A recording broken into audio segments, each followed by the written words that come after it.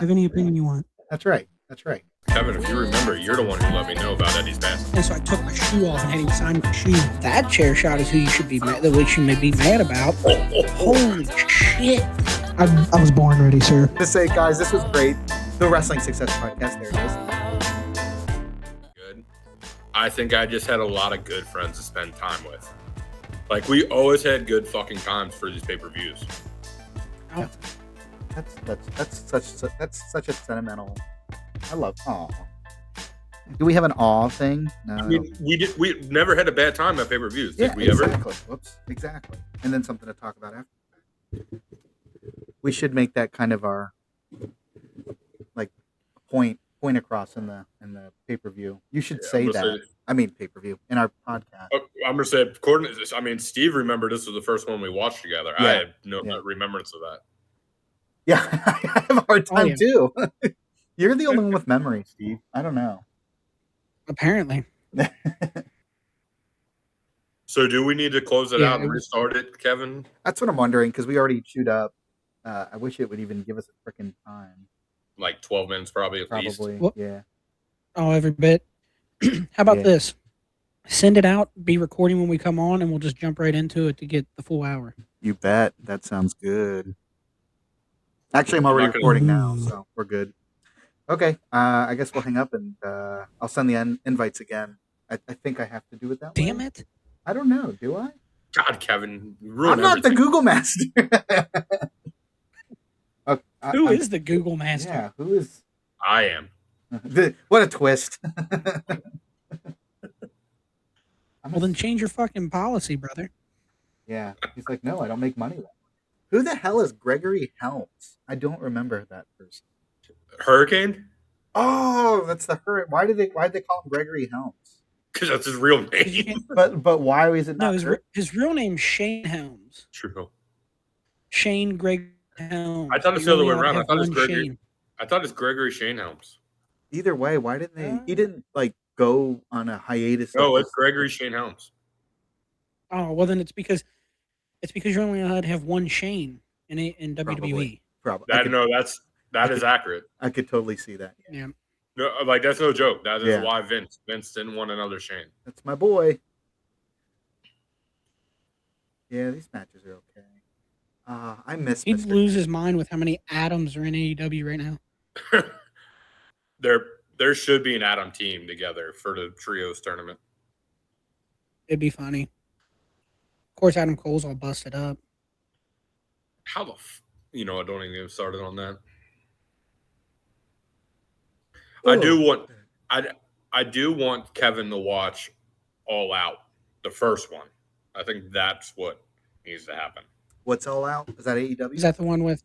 That is how the idea of AEW started. It was when Meltzer bet the Young Bucks and Cody they couldn't sell out a stadium full of 10,000 people. Shut up, really? And they sold out. They sold out 10,000 in a matter of 15 minutes. What? They're like, fuck this. We're going to start a whole show now. But mind you, they had every company involved. They had New Japan, they had ROH, and they had AAA. Is that who? Penta and them came from? Yeah, right. AAA. What year was this? Do you remember? Yeah. 5 years ago, 2018. Yeah. Right before the pandemic. Yeah, because they just celebrated 5 years of Dynamite. Or is it 4 years of Dynamite? 4 years. Okay, so then it would have been 2019 for AEW to start, but 2018 for All Out, right? Is it correct? It's not all in, it's all out. Wait, or is it? Hold on, I'm fucking this up. Well, that's okay. Because there isn't All Out, it looks like, but it looks. No, it is all in. Okay, which kind of makes sense. They're going all in. That's cute. In Chicago. Yeah, in Chicago. Okay. Because they just did a London version of it and they sold out Wembley Stadium. Damn. Maybe it was 2018. That's what comes up. I mean, yeah. There's 2019, but I'm assuming obviously if it's 2018, that would have been the first. It's honestly one of the best shows I've ever seen, but I'm also biased, so. Oh, that's okay. I bought it. I've become a nerd. I got all my stuff out in the garage. I need to start putting. Yeah, I've become a nerd and basically a rich prick that Only way I go to shows now is if I can get a memorable chair. That's kind of awesome. Nice. Yeah. That's awesome. Yeah, like I was looking at prices of Mania tickets. $4,000.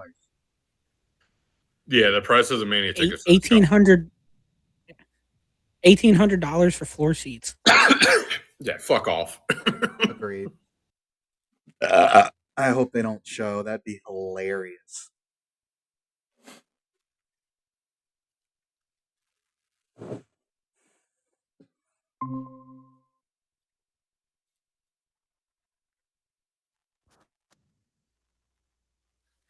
Okay. Oh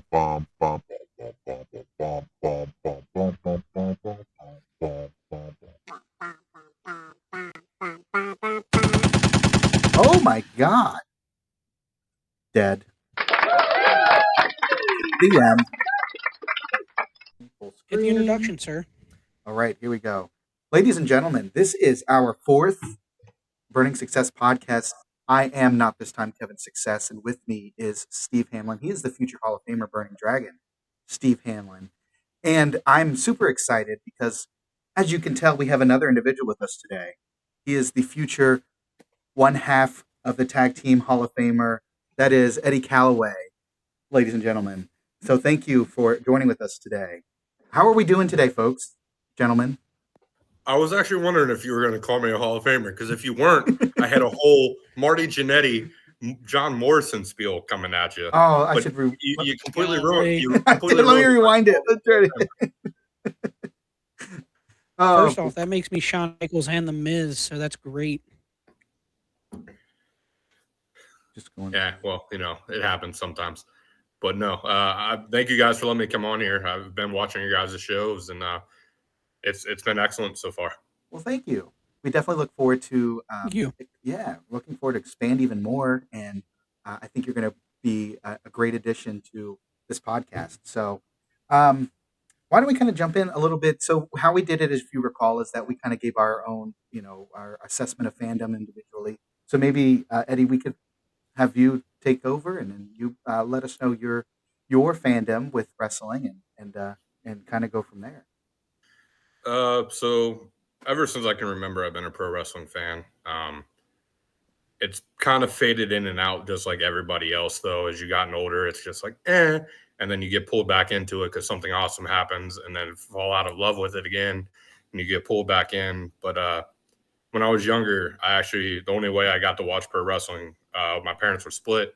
My dad would buy the pay-per-views, so we would get the pay-per-views, and it would be guaranteed father-son time. So it kind of came a bonding moment. And then actually, I remember as a kid, we went to a live show, and I nearly choked my dad out because The Undertaker came out, and I was terrified, absolutely terrified of that man. But yeah, so there's just early childhood memories, and then I've used it as I've gotten older now, because I think we all can agree, when we were middle age, kind of maybe even in high school, it was almost a little embarrassing to be a wrestling fan. And I remember Steve himself actually kind of pulled me out of that little shelter. Nah, dude, wrestling's cool. It's just these people are stupid who don't like it. I'm pretty sure, if the story is correct, he introduced me to you, Kevin, or we somehow met through Kroger, one or the other. Yeah, but probably intertwined, I think, one way or another. Agreed. Yeah. But again, comes with the pro wrestling love of our friendship and whatnot. And before we got on the podcast, I was even kind of telling you, there's been a lot of bad shows that we would watch. And I mean, a lot of bad shows. We've gone to some bad shows, me and Steve. And even all of that being said, I remember more the memories with friends, such as the backyard wrestling stuff. Don't get me wrong. It was okay. It could have been a lot better if we had some money and actually been able to build a ring. But just the moments with those friends that I can still remember and laugh about, specifically one that comes to mind, because you guys keep talking about how Steve did the ankle lock. I remember the time he popped the kid's ankle. That's how he screamed like a little girl, let go of his ankle. And the kid grabs it like he broke it and then hops up like nothing happened. Sounds about right. Fucking Ben Rush. Is that who it was? Ben Rush? It was Ben Rush. Bless his heart. What a shithead. Yeah. Man, I think we can relate Unless to pretty he's much a fan and listens. Yeah, sorry, Ben Rush. We love you. Thank you very much. One of the 17 likes we currently have. I think everything you said, Eddie, we 100% resonate with, and I think that's exactly what we're looking for in this podcast. So super excited that that you were able to kind of go over that. So I know, I think what we have an idea of is that Steve and I so far we've mostly talked about WWE, but I don't think that's the case for you as far as your favorite promotion. Is that correct? Favorite promotion, I would agree. I'm an AEW guy, preferably. It was when I talked about falling out of love, falling back in love wrestling. AEW did that for me. However, Steve, it's not the only wrestling I enjoy. I still enjoy WWE, and I came back and watched it. I did have a falling out, and I did become one of those AEW marks. But And that's okay. No, it's not. No. No. Where's your loyalty? Picking one side or another is kind of stupid. Everybody's got a little niche of everything, and I just always personally I felt AEW has more of a buffet type style, that there's a little bit of everything for it, and they also have probably 3 of my top 5 favorite wrestlers of all time, so it plays a role. Let's jump into that real quick if we can. Who are those folks? 3 of the 5. Since I heard you guys are big into top 5s, I can easily give you my top 5. Yeah, let's do it. In no certain order, because sure. I can tell you number 1 is Chris Jericho. Nice. 2, the whole way I got the names Eddie Calloway because of Eddie Guerrero and The Undertaker. Mm-hmm. And then you have John Moxley, obviously, because of Cincinnati connection. Mm-hmm. And I think Steve was actually there when we watched him wrestle in a bingo hall. Yeah, he was telling us about that. Yeah, wrestled Chris Hero. I don't know. Were you there for that one, Steve? No, the one I was thinking of is that NWF. Yeah, no, because he also wrestled a show versus Chris Hero for that company. No, I wish it were Chris Hero. No, this was John. This was John Moxley versus whoever. Yeah, and then the 5th, that Bone Crushers. Yeah, the 5th would be Nigel McGuinness, who obviously doesn't wrestle anymore, but I stole a lot of his moves when we did the backyard wrestling stuff, also.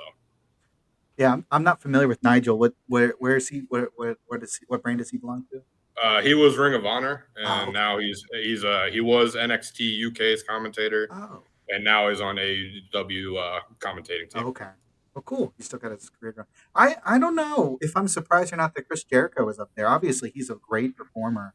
But when we did our top 5s, I definitely did not think, and maybe shame on me, I didn't think of Chris Jericho too much. Another one I didn't think of, and maybe you guys would agree or disagree. I didn't really think of John Cena. I think we had a good portion of his career that we didn't care for him so much, and then I think we had a little bit more respect for him. But I don't know. I think maybe he should be an honorable mention.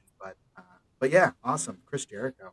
I'm gonna say I don't think I'd put him as honorable mention as a favorite, but I do wish I would have enjoyed his stuff more than I did.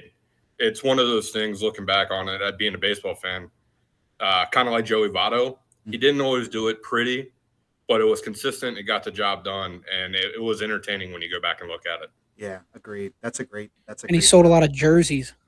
Both of them. I feel like Cena had a lot of his attire was like that. Yeah. And also, his name's Chris Jericho, not Jericho. Oh, excuse me, Jericho. I think he earned the right for that name too. That's fair. All right, great. Well, thank you, Eddie, for your background and everything. Yeah. What do you got? Real quick, just to clarify, we did top 5 inactive wrestlers, so we haven't jumped into 5 active. That's wrestlers. my bad. And it was strictly WWE. Yeah. That's for fair. Kevin's sake. I also, I know, but I just know you guys like your top 5, so I just threw my top 5s when it came. Yeah, absolutely. Yeah, no, absolutely. That should be your next clarify. one. Yeah, thank you for clarifying. Because I didn't put Undertaker. I did put Undertaker on. Right. Inactive. Yeah. But yeah, we that's true. We did focus on those who obviously are not performing anymore. But still, we got a really good background information. I also put Triple H on there. Yeah. What do you think of that, Eddie? Excuse me. What did you think of that? You can go with Josh, man. It's all good. Yeah. Were you surprised when he said Triple H? Very much so surprised he would say Triple H, but I mean, he had his share of stuff. I just was never really a fan Mhm. that I can even remember. So Yeah. I've gone back and forth. Go watch his '98, dude. but when I get done with Nitro, Yeah. I'll do that. Old Alright. school. Couple of quick questions I had for you off the All top of my head that I was thinking about. I know CM Punk ranks up there pretty high for you. Yes, You think he's going to show up in WWE or no?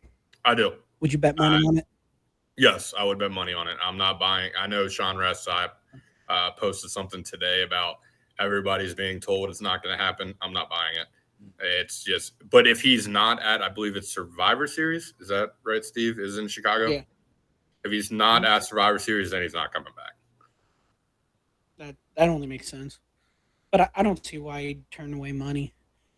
And now he doesn't have to lead the charge. He just shows up and wrestles what he wants and gets a easy schedule.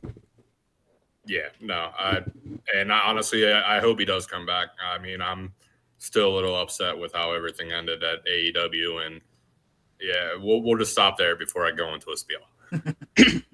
10-4. And then the other question I had, I thought about this a few minutes ago, and I was going to say, damn. If it hits me, I'll bring it up later, but I can't think of it right now. Sorry. Mr. Kevin Success, did you want to get us rolling on the Gentlemen, why don't WrestleMania Great American Bash? Yeah, the Great American Bash. Yes. Why don't we jump into it? The theme of our podcast today is the Great American Bash 2006.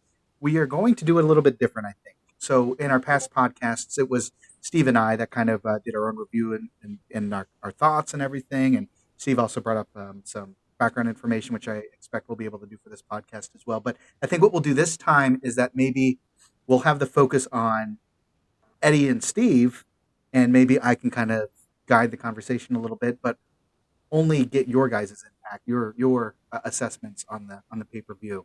So if that's good, and without further ado, let's jump into it. So, Steve, do you have background information for a Great American Bash? I do. I will say that the reason we're doing this, and I've mentioned it earlier in our podcast, but this is the first pay-per-view that all three of us watched together. And it was probably the first pay-per-view I had watched in like 4 years. That I didn't know. At Josh's house. Mm-hmm. But see, here's what's weird is, in my memory, Kevin invited me because Josh invited Kevin. And I don't know if it's through Kroger's or baseball. You guys played baseball together, right? We did. Yeah. For a couple seasons, I'm pretty sure. I was trying to think. But then, like I said, like me and you wrestled together, Steve. So like, correct. I don't know how it all ended up happening. Yeah. But in my memory, it was Josh invited Kevin. Kevin invited me. We all went to your house over off of Greenwell. I think I can say that because I don't think anybody that we know lives there. So if somebody goes out looking for you. Yeah. Yeah. But it was over off of Greenwell. And we show up, and it's for the Great American Bash. And you and Dylan wrestled the entire time. The entire time. You're talking about Kevin, right? No. Me and Dylan? Yeah. I don't remember that. Now he's just showing off his memory. Yeah, the whole time. And like, no, it was fine because that's what me and Kyle did when we watched pay-per-views or whatever. But you guys were like wrestling and you were wearing an Eddie Guerrero shirt. That's insane. Again, this is the rest in peace one. We're in 2023. No, He's you were talking wearing a about Latino 2006. Heat one. Well, not to change the subject real fast, Kevin, if you remember, you're the one who let me know about Eddie's passing. I did. I remember that, and I won't ever forget that either. I remember going on WWE.com, and they post that right on the homepage. And the very first person I thought of was Josh or Eddie, excuse me, and I texted him right away to let him know, man, did you hear about this? And that was rough. Yeah.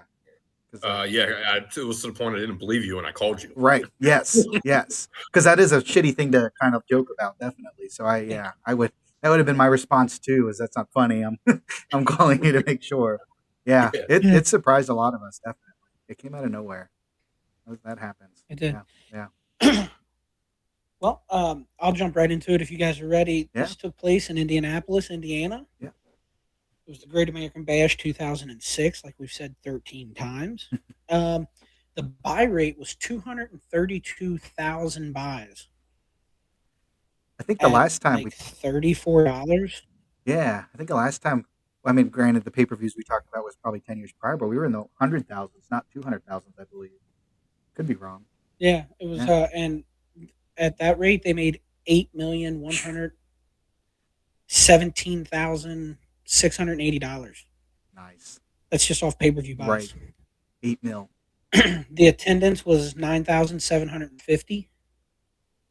And if you do the average of $100 a ticket, which is the low end, they made $975,000 just off tickets. Once again, nobody has merch. I want to know merch because I'm a dork and I like business stuff. Yeah. Nobody has merch. You can't find it. That's interesting. I mean, I'm sure WWE has it, but Right, but I guess they don't plan to share that. That's interesting. That's a shame. That would be interesting to know. Because that would. I'm sure that has a huge factor in their bottom line. Well, thank you, sir. yeah. Yeah, and then I also wrote that this was during the true brand split. SmackDown and Raw. Right. This was a SmackDown pay per view. That's right. This is And then I'll let you go on there, Kevin, and ask either one of us whatever we want. Yeah. Well, I figure we kind of do what we normally do and break it down match by match. Kind of go over, highlight things we like, things we didn't like. Yeah. Give it an overall rating. Probably piss and moan about how bad some of these matches were, and then go from there. So we'll go in order from when the match when the matches occurred. So the first match for this pay-per-view was and correct me if I'm wrong here, was the WWE Tag Team Champions match, right? With Paul London and Brian Kendrick. Great. They faced the Pit Bulls, which was Jamie Noble and Kid Cash. What do we think of this match, gentlemen? Who wants to go first, I should say? Be our guest. All right. Well, first off, I will say I'm pretty sure Steve caught it also. Before the match even started, JBL went with a not so PG comment. You know what I'm talking about, Steve? That all I thought was if he said that in 2023, he'd be canceled. Yeah. It was a different world. Totally different world. Yeah. But as for the match, in my opinion, it was a bit sloppy to start, but kind of expected with Paul London. He always was a little bit faster than, especially the Pitbulls with Noble and Kid Cash. I always was a fan of Jamie, especially. I mean, he was an ROH champion at one point, and he was the brawler cruiserweight. So he kind of changed the aspect of the cruiserweight field. It wasn't all high flyers. Paul London took a nasty bump to the outside with a drop kick. Yeah. But all in all, solid, entertaining opener with the battle styles, what the opener should be. Felt like it got the crowd hot to begin with. So, what about you, Steve? I wrote Noble, take my money. Nice. Because I'm a big Jamie Noble guy. I also am a big Brian Kendrick guy. I also wrote equals money, great in the ring. I did note that they have odd gear. I don't like those shorts and kick pads, and I didn't really enjoy that. And why did Kid Cash and Paul London tie up so stiff? I did not see that part. Yeah, they like tie up, and it's like odd, but it wasn't like the normal, tie up and struggle. It was like they were trying to hurt each other in the tie up, dude. I don't know. Either way. And then I wrote, like you said, slow down. Yeah. Slow down, buddy. Yeah, there was a lot of back and forth, but it was like when Paul London was doing his stuff, it was just a little bit off. Yep. So I gave it a C minus. C minus. But I would have given it like a C plus. It was a solid opener for what I would expect for an opener, especially back then. Nothing to go crazy and remember, but it got the job done. There you go. Right. Excellent. And so the winner by pinfall there was Paul London and Brian Kendrick. What did we think of the finish? You guys like the finish? Okay, same thing. It just did its purpose. It was fine. Anything special about the finish? That's what I like to see in matches. How they finish.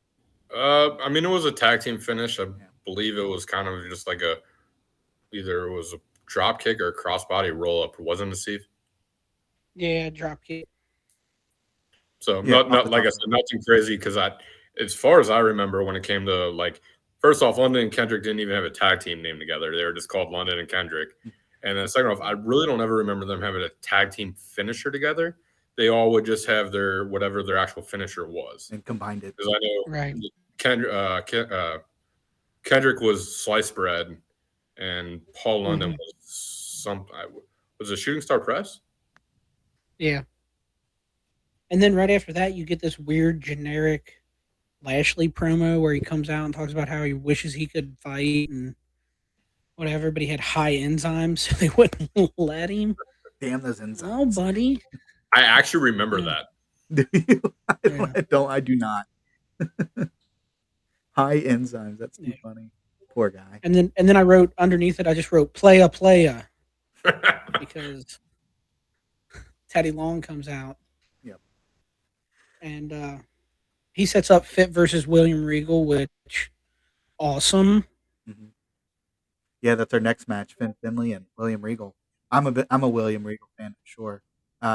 Before we get there, what are your guys' thoughts of Teddy Long towards the end of his career?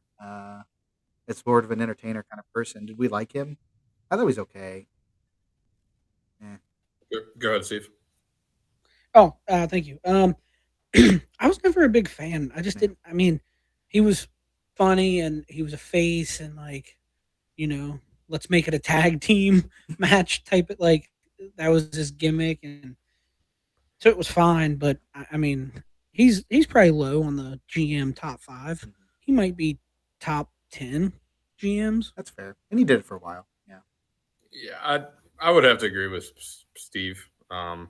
I will say it's impressive the career run he made out of it. I mean, manager, Yep. referee, GM, like I give him all the credit in the world. He hung around the business for a while, and I mean, he still pops up once in a blue moon to make a tag match, of course, or to go one on one with the Undertaker. Classic. I just wanted to thoughts on that because I don't think we talked about him too much. Okay, yeah, thanks guys. So yeah, we'll shift into the next match, which was again Fit Finley and William Regal. Um, do we want to do Eddie again first, or we want to switch it up and have Steve go first this time? I guess I'll go again Okay. real fast. Yeah. So this was back Oh, when sure, just come in on my fucking podcast and just decide to go first. As a matter of fact, Steve, you won't be know what? needed anymore. You know what? You know what? You know what? I was the Hang best. up. I was the best part of the tag team. I'll let you go first and take the beating. So go ahead. That's true. That's true. Yeah, Give you me get the the hot heat tag, all right? You segment. give me the hot tag. You tell me when Yeah. it's my turn. Yeah. No shit. All right. No, I'm just kidding. Go ahead. You're fine. I just had to heal it up a second. So I mean, what I've got is this was back when Hornswoggle would get involved in matches. The match had a very weird heel versus heel concept, so the fans didn't exactly get into it. A very interesting / unique collar and elbow tie-up sequence to start the match. They literally rolled outside the ring and then carried themselves all the way up the steps back inside the ring. Finish felt kind of. That's a big Fit move. He used that a lot. I actually don't remember that. So that's. And then the finish kind of fell flat. And to be honest, I've seen them in WCW matches because growing up, I know Kevin, you said you weren't, but growing up, I was one of those WCW kids. So I felt like a lot of their WCW matches were better than what I saw there. So it just felt kind of off. Yeah, Yeah. that's interesting. I wrote good wrestling. Silly Hornswoggle stuff is all I had. Like there was just he'd come out of the ring and then William Regal was scared, afraid of him and looking for him, and then he takes William Regal's boot off and like I don't know. It was like a ha match more than anything. Which is typical with Hornswoggle, whom I was not a fan of. But my issue with it, like I said, and Kevin, I'm interested to get your take on it. Heel versus heel. Like it doesn't work. Like the fans were literally cheering for Lashley to come back out, and then you got two of the greatest wrestlers, like brawling wrestlers of all time, and they're yelling boring. Yeah, I think when you had mentioned that, I think it's important definitely to know that I think WWE fans are not conditioned to like heel versus heel. Unfortunately, I kind of am one of them. I definitely respect matches, and I think I would enjoy this. I enjoyed this match, but Yeah, the crowd seems to always dissipate when they don't have somebody to actively cheer for, and that makes things awkward, and that probably is a little frustrating for the performers too. Um, but it is a shame because these are two guys with great history, have great success in their past. So it is kind of a shame that it kind of was a little dull.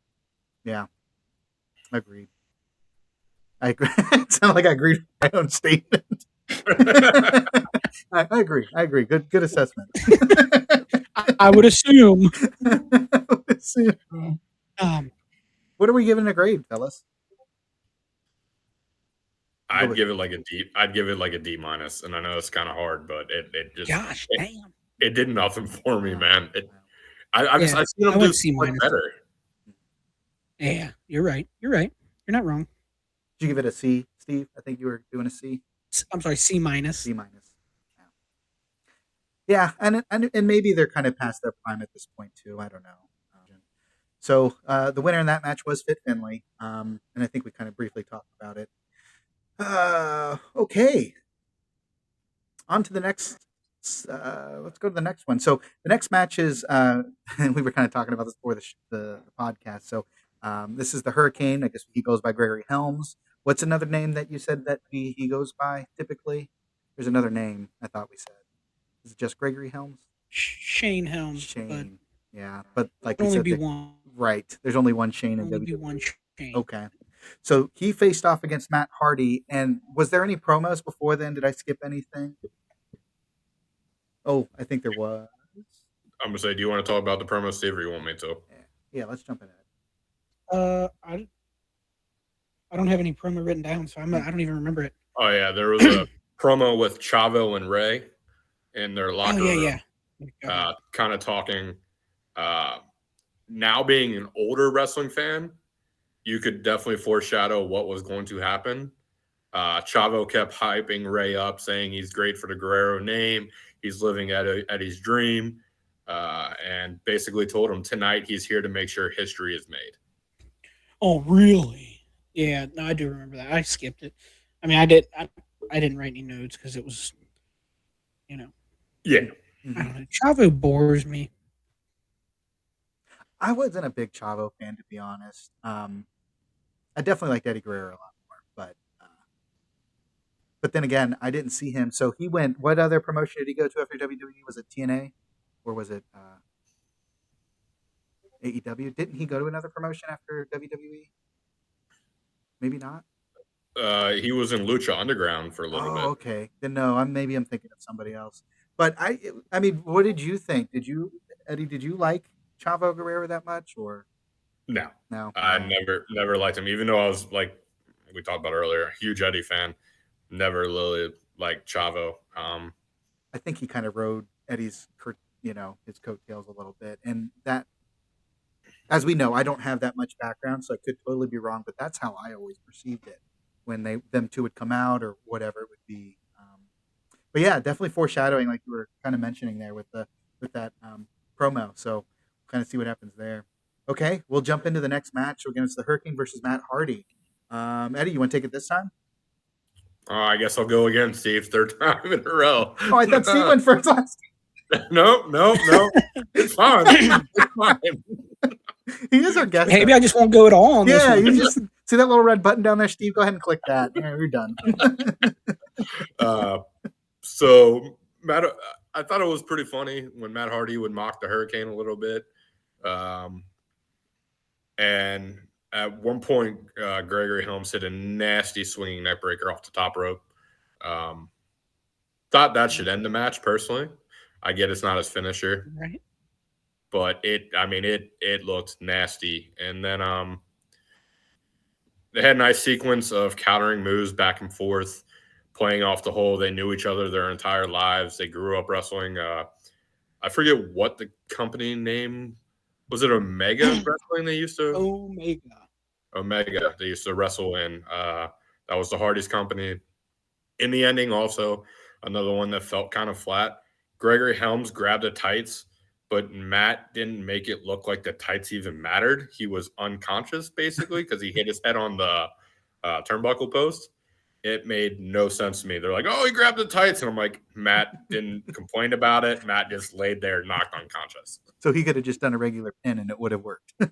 Yeah. In his defense, he might have been on Somas, dude. On Somas. Jeez.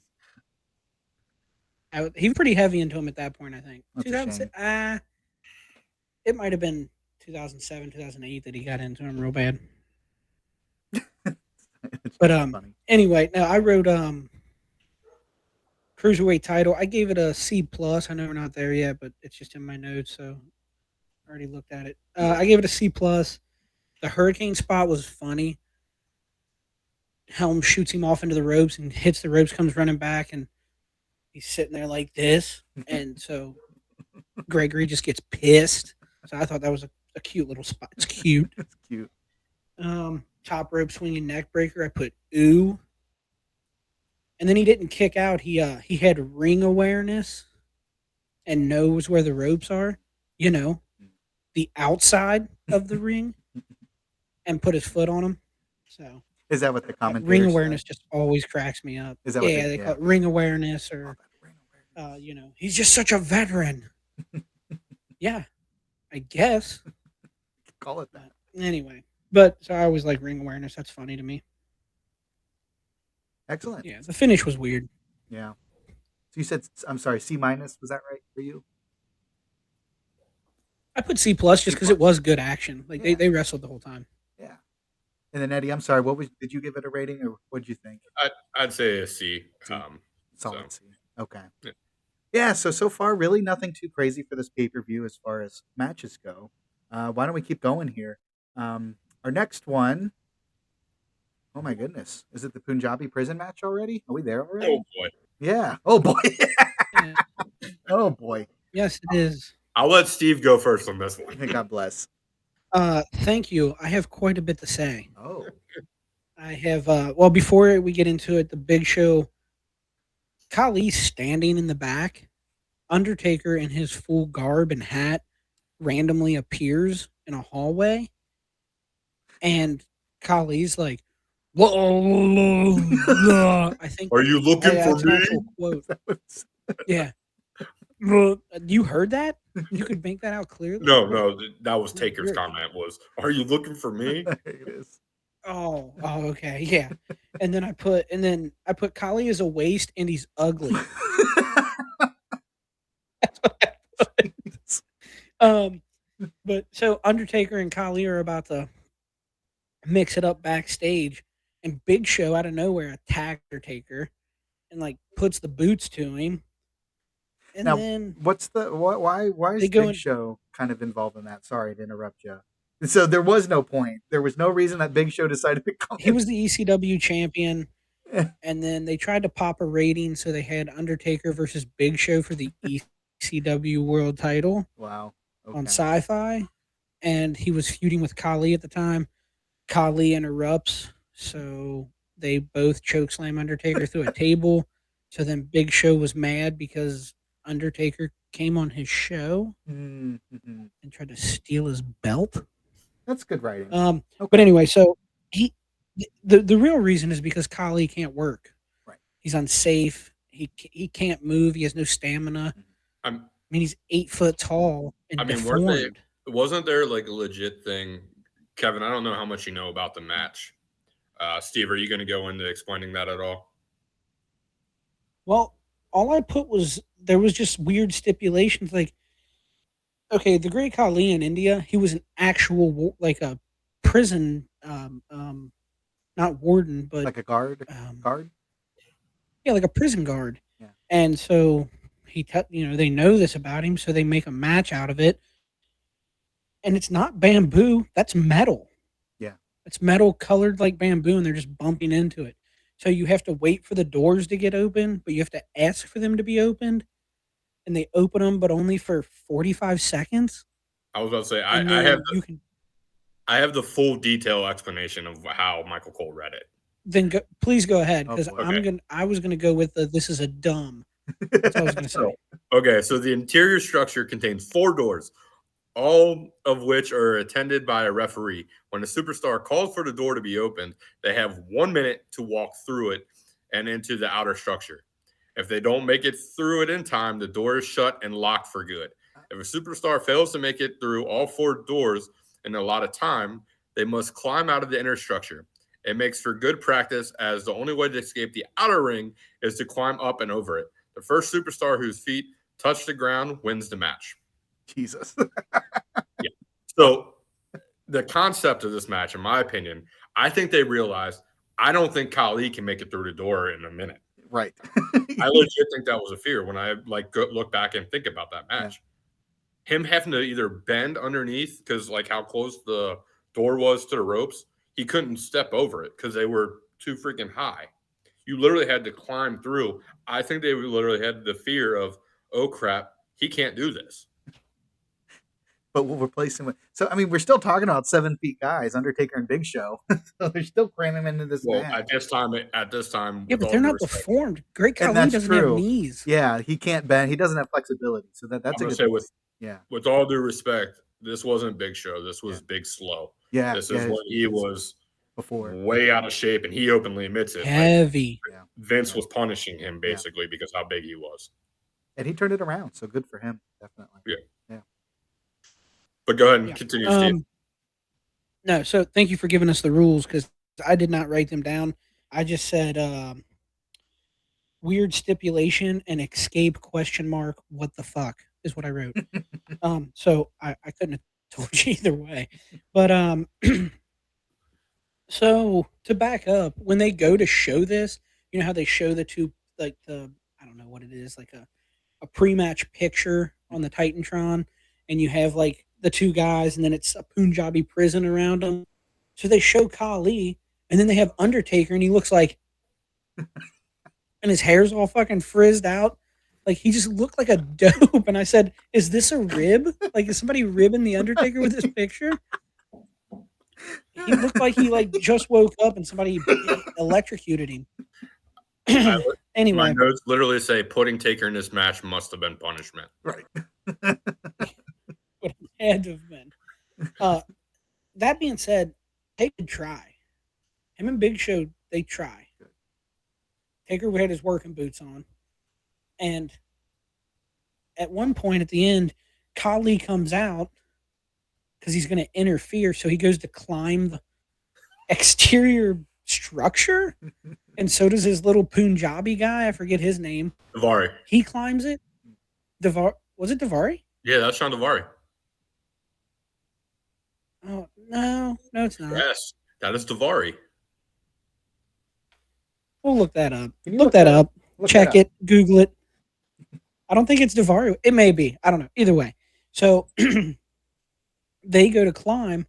Big Show's bloodied and standing there. Undertaker does a crossbody. Wow. They break through the cage. Undertaker rolls to the ground. And Undertaker wins, even though Big Show's already laying on the ground outside of the cage. Gosh. Wow. And Undertaker's bloody. Big Show's bloody. And the fans are asleep. Yeah. They got to be confused. Oh, boy. Oh, it was awful. Because, again, the stipulations are you have to go through the doors. So busting through it's not part of it. So the fact that Big Show went through first, I mean, what the heck? You're supposed to climb out of the second one. Right. Yeah. And they bust through it, and Undertaker wins. And then Khali's standing halfway up the cage, 3 steps up the cage, and just starts yelling instead of climbing down and fighting the Undertaker. He just stands on the cage and yells. Wait a minute. Khali was in this match? Or do you mean Big Show? He came out. He did come out. It was Big Show. But Khali came out and stood on the cage and yelled. Oh, my goodness.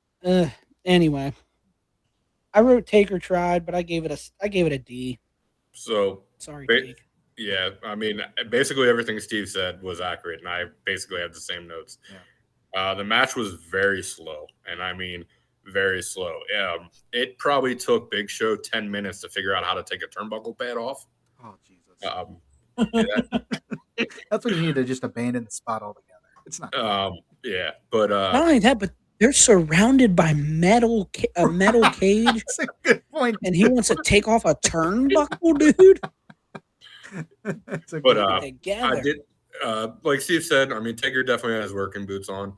And there was a sequence that I did like the way it almost was set up to end was I'm a believer in the whole War Games mindset that the heel should always have the advantage. So when Big Show and Taker both got outside to the second cage, Big Show put Taker through the cage or through a table, and then threw him back inside the ring so the door shut, and he would end up having to climb out of the first cage to get to the second cage. So it was kind of like a chase up the ladder, but it was also one of those ladder match sequences where it's like, why is Big Show not climbing faster? Right. And he just sat there as Taker, who went through the table, got thrown back into the ring, was somehow able to climb faster up 2 cages than he was. And then, like Steve said, I was very confused that Taker wins the match, but Big Show's ass hits first Right. outside the ring. So Big Show should have won. Yes. By technicality. It was so Great goofy. logic. Yeah. So yeah, clearly it almost sounds like they threw this match together real quick or something. And it's a pay-per-view. That's what's a shame. Like, man. Yeah. It was not a good. It's not even a good concept. I never No. liked the Punjabi. And they did make it sound interesting when the opening promo of it, and I remember kind of being intrigued by it, like because I mean I believe at that time they already had the Elimination Chamber. Mhm. Is that correct, Steve? Yes, yeah. And you had Hell in a Cell, and I mean they hit on these type of matches. So it's like, okay, this could maybe work. We were replacing Slow Kali with somebody who could work a little bit better, but in the history of the Punjabi prison match, it has never gone well, Right. ever. Right. They need to scrap that idea and Right. never let that happen. Have they had again. what, 3 of them? 3 of them, yeah, because Batista and I think was it Batista and Kali end up doing one. I think Kali ends up being in one, unfortunately.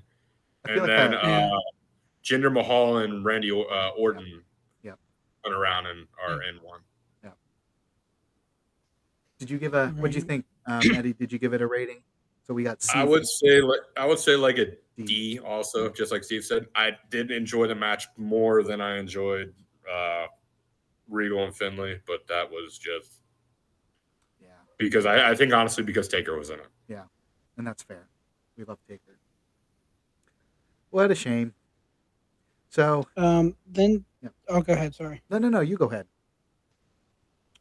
All I was gonna say is the only the only other thing I have that's worse than that is the next match. Oh, Yes. yeah. This is the Fatal 4-Way Brawl and Panty match. Is that correct? F. Yes. F. Easy. Sure. Yeah, F, Like waste. I wouldn't even rate Nobody. it. No, I didn't even watch it, to be honest with you. Yeah. I did watch it because I didn't know we could skip until I watched your other Pervert. today where you get to magically just skip matches. I didn't know we were allowed to do that, Steve. But It's my fucking show. so I'll basically sum it up like this: cat fight, cat fight, cat fight. That's it And, for 5 minutes. The confusing part of it. Yeah, I So know my rules. it's a fatal 4-way, Mhm. but it was so all 3 didn't have to get 3 opponents didn't have to get undressed. It was the first person to undress someone Right. won the match. So Yeah. Jillian Hall has I want to say it was Crystal Marshall or whatever her name was, Mhm. and basically the lion tamer. Ashley Mazzaro pulls her top off, wins the match. That's it. Jillian kind of just stands there and goes, "What the heck?" They celebrate together. Ashley then pulls Jillian Hall's pants off. Jillian Hall then pulls Ashley's off. So, in my opinion, Michelle McCool won the match because she was the only one to walk out of there not in her bra and panties. I think that's a very fair assessment. Insane. What a stupid ass fucking. Yeah, but F. And Yeah. if I can't rate, then no rating at all. And that's fair. I definitely appreciate how WWE has gone above and beyond for female wrestlers now because they're actually wrestling. Yeah, it kind of reminded me. I mean, don't get me wrong. There's still more that both companies can do for the women of wrestling. Yeah. But That being said, it is definitely better now than what they were putting those women through back then. Back then, yeah, almost disrespectful, but hell, they were probably getting paid really good. Yeah, excellent. So at this point, we're at our 15-minute mark. We have Batista, Mr. Kennedy left, and then of course Yeah, and the main. event. I think we can get through it. Okay, I think we can zoom through because there's niche there. To be honest, yeah, at 15 minutes. let's run it. Let's run it right up to the minute. Okay. So our next match is Batista versus Mr. Kennedy. Steve, Kennedy. There we go. I wasn't sure if we were going to do it or not. Thank you. I was a big fan of Ken Kennedy. I think he had great charisma, and I love the microphone. Steve, I'll let Josh you. fucking hated him. Yeah, did you? Okay. So, yes. Yeah. But if you remember, who was Eddie Guerrero's last match? It's fair. That is fair. That's At right. one point, I legit thought he was part of the reason that he died. Because was there a chair shot in that match? Yes, I thought chair so. shot. Yeah. Okay. I was young, I was naive, and I was stupid. Thanks, Steve, for bringing that up again. That's understandable. I couldn't wait. You couldn't wait. I was watching this match and I thought it clicked. It hit me, and I'm like, oh my god! That's why he picked this. It instantly hit me when I saw him. I was like, Steve's going to bring this up. I know Steve's going to bring this up. The only thing else he could bring up, and unfortunately we can't bring it up here, is get him down from there. What is that reference? What was that from? Oh, poor Mark Briscoe. That's for another time. You got to have him back on. Yeah. We'll have to. I look forward to that conversation. Yeah, that's a nice little tease. That's a taste. Okay. Anyway, so I was. I think Mr. Kennedy was mid. That's all you got? I'll say it. That's it. Is that what you thought of the match too? Right. I wrote I think Mr. Kennedy kind of looks like you a little bit, Josh. I wrote that in my notes. You think so? I don't think so. No? No. You don't see it? Pull a picture up. Pull a picture. No. There's no way. Anyway, continue. All right. And then I wrote, that's how right. long This is my show now. Batista's You do what I tell you. That's right. Yeah. Sorry. Sorry, what'd you say you wrote? But seriously, his entrance was so long. It was very long. It was. They kept showing the fans, and then they'd show him, and then Mr. Kennedy didn't even get his mic. Oh, they didn't do the mic? It was weird. Ah, what a shame. No. Wow. That's a bummer. And then at one point in the match, Michael Cole says, "Mr. Kennedy." And it popped me for some reason. I wrote down Mr. Kennedy. Good job, Cole. I missed that part. I don't know why, but it hit me. I laughed. And then what cut him? What is it? Did they say it was the stairs?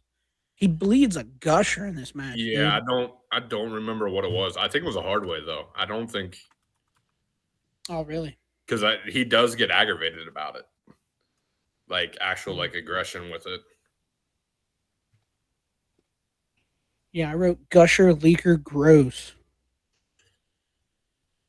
Legit, just wrote blood. He leaks. Big exclamation point. Yeah. Got on Batista. Yeah, and then I wrote. I mean, the finish was dumb. Yeah. It's a disqualification in the corner because Batista's choking him with his boot. Man, Yeah. I don't know. Yeah, I know they try to explain it because he had 6 months of built-up aggression and he took it out on Kennedy. But if Batista's the face, Kennedy's not exactly the one who hurt him because Kennedy replaced Mark Henry at that time because it was supposed to be Batista and Mark Henry. But Kennedy accepted the open challenge. But yeah, the DQ finish with the face, even though showing his aggressiveness, I didn't really like it. And then he went full animal mode and spine buster, and then I think 1 or 2 power bombs. It was kind of whatever. The match did nothing for me. I won't even give it a rating. Damn. It was It honestly was in the piss break spot, and that's what it was. Which is, that says a lot considering that before that was the Fatal 4-Way. That should have been the piss spot. That's bad. It was for people that took really long pisses. That's right. 10-minute pisses. It's for Josh with his 7 cups of water in 5 minutes. Well, we needed to get on the camera faster. That's right. Yeah, no shit. Hey, let's jump into this World Heavyweight Championship because I didn't love it either. It's a shame. I would agree. This is Rey Mysterio versus King Booker. Yeah, so you both were disappointed in this match too, huh? You want to go? Yeah, I'm gonna say you want to go, Steve. I just wrote it's a typical Rey match. Rey tries to outspeed the guy and uses drop kick to the leg and a Hurricane Rana and happy-go-lucky babyface spots, and then the finish. That chair shot is who you should be mad. Which you may be mad about. Holy shit! That was dude. Swing for the fences, Barry Bonds style on Ray's head. It was one of the nastiest chair shots I've seen. Yeah. So this was the chair shot to Ray's head, right? This was from from Chavo. Chavo Guerrero. Yeah. I mean, smacks the shit out of him. No protection, right to the head. Yikes. None whatsoever. Yikes. I mean, I basically had this. My things were Booker T had a WrestleMania-like entrance. They did make that memorable because this was King Booker at the time, so he came out in like a chariot. I want to drink every time they say the greatest underdog champion. You'd be drunk. Yeah, that's the Booker T. No. Okay. Right. I was like, that can't be right. Okay. So Ray won the championship at WrestleMania because what I was going to go into was, and I mean, I still think even back then I thought it this way. Maybe Steve, since he's got that supersonic memory, they almost used Eddie too much for Rey Mysterio. Like at one point, the fans were cheering Eddie, and I'm like, they really milked everything they could out of that with Ray, and then there was and now they're milking it with Dominic. Yeah, they've been milking it for going on 20 years. Yeah. And there was a good heel spot, and I mean it's always a classic one but it's also messing with the Eddie is Booker T kind of hit a Spinneroonie 3 Amigos. It was a pretty good thing, but. Yeah. Just like Steve said, that chair shot by Chavo, like I'm pretty sure he knocked Ray's head up into the upper deck. Yeah. It was gross. And then, my God, how long was that outro? How long did she say? Oh, hail King Booker. King Booker. It never stopped. I mean, probably 3 minutes. That's not a joke. Like, I thought like something was going to happen. That was bad. They're like, crap, we still got 3 minutes of air to do. Just keep saying it over and over and over. So basically. Jeez. So the match won with Booker T with the pinfall after the chair shot. Is that correct? Yeah. Booker T just kept yelling at the ref because it was a ref bump. And then he just repeatedly yelled at the ref, get up, count.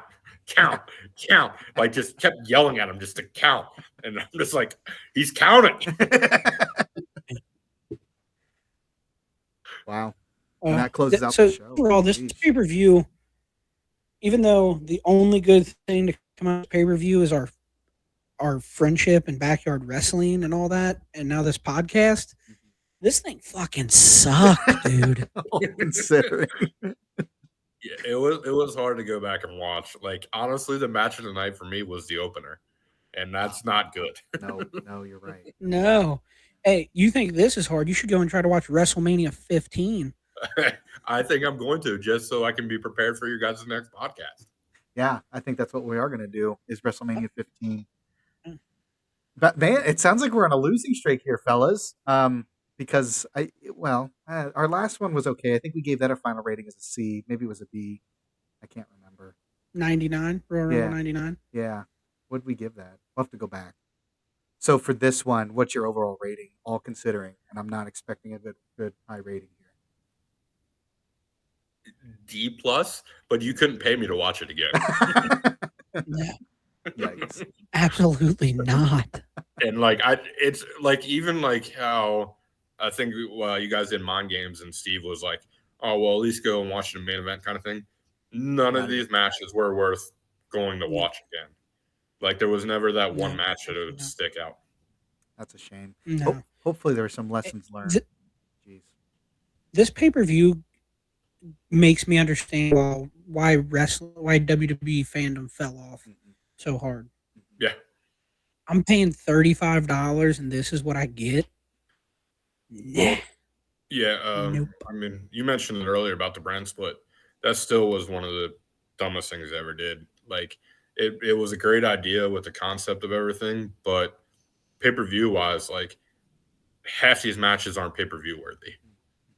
And you're now having to carry a show with these names. That's a good point. Yeah, it's a good point. You're really limiting yourself now. Yeah. So the brand split did not work out the way they planned. Right. So I guess we'll give it maybe a D- overall rating for this one. Yikes. Yeah, I wouldn't give it an F. I'll tell you that. Okay. I've seen worse. I'd say hopefully we don't run into any of those. December to Dismember. You got to force Kevin to watch that. Well, it almost sounds entertaining. That's going to be the next one we all watch together. No, I'm out. You can't force me to do it again. No. God, that was so bad. We paid for that, dude. Yes, I know. I remember. Me, you, and Adam. Yes, and I think that was the longest smoke break ever because we didn't watch half the show. Oh, I know. Mike Knox and his weird short arm. God. Ugh. Well, anyway, fellas, I'll say this. I think this has been a burning success of an episode. You see what he did there? Did you see what he did there? I did see. Yeah. I think so too. Eddie Calloway, sir, we're going to have to get you back on here and just talk some shit about some MBWA and more fandom. Oh, I'd absolutely. So when you're available, you're welcome back. Yeah, I'd love to do it anytime. Just tell me a show and I'll gladly watch. But Kevin, one thing though. I know you said you didn't like ECW a lot, and we just made fun of ECW December to Dismember. Did you happen to like Chris Jericho? I don't really recall him too much in ECW, if that's what you're saying. But do you like Jericho? I do. Eddie Guerrero? And Eddie Guerrero, yeah. Rey Mysterio? Yeah. Steve Austin? Steve Austin, yes. I see where you're going with this. Mick Foley, of course. Yes. I see where you're going with this. I'm just throwing out names that just curious. Yeah. I think no big deal. I think Weapons at that extreme is for certain people and just never really was for me. But no, and I get that. Yeah. But there was also some, like, if you could go back and watch Eddie Guerrero versus Dean Malenko, their last match before they left ECW for WCW, the technicality of that match, and I think Steve's probably seen it, was historically good. Wow. Yeah. Still holds up to today. Then I'll have to YouTube it. Hey, here's something fun before we lose our time. Yeah.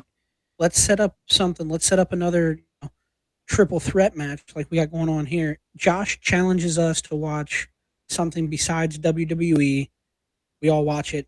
It doesn't have to be, it'll be like not a throwaway, but like a random podcast. We'll watch it and we'll all review it. Sounds good. Anything Josh comes up with right now. Damn, that's a great idea. Right now? Can I get right a off second? Top of your head. Can I get a second? Sure. However long we have left in this 1 hour podcast. Right. Kevin, what's the time at? I wish it would tell me. It just does it tell me? What's this button do? All it says is we're under. Oh shit, we're under a minute. Quick. Okay, my idea's quick. Wait, did you hang up already? Oh shoot, the call's about to end. The call's about to end. Damn it, guys. I'm just gonna say, guys, this was great. Thank you so much. Another Burning Success podcast. We got Steve Hamlin and Eddie Calloway. I appreciate both of you so much. Send it in the group chat. Yeah. Send it in. Yeah. There's something exciting for our next one. So here we go. 3, 2, 1. Love you.